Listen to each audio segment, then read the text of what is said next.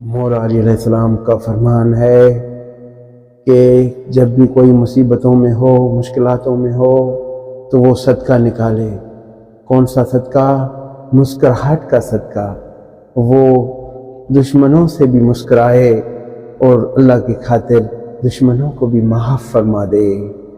ہمیں مسکراہٹ کا صدقہ نکالنا ہے۔ جو نرم بندہ ہوتا ہے وہ کامیاب ہوتا ہے۔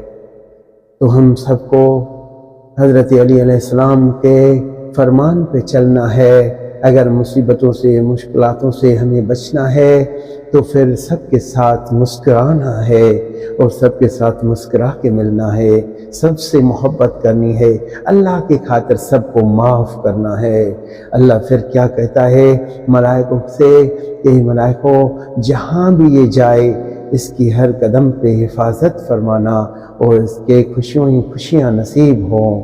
تو اللہ کا فرمان ہے کہ سب کے ساتھ مسکرا کے ملو اور بدلہ لینے سے معاف کرنا بہتر ہے۔ اگر آپ مشکلاتوں سے بچنا چاہتے ہو تو پھر حضرت علی علیہ السلام، مولا علی علیہ السلام کا کہنا ماننا پڑے گا اور مسکرا کے سب کے ساتھ ملنا پڑے گا۔ اللہ کے لیے سب کو معاف کرنا پڑے گا۔ آمین یا رب العالمین۔ میرے اس میسیج کو بہت تک پہنچاؤ کہ ایک دوسرے کو معاف کرنا سیکھیں۔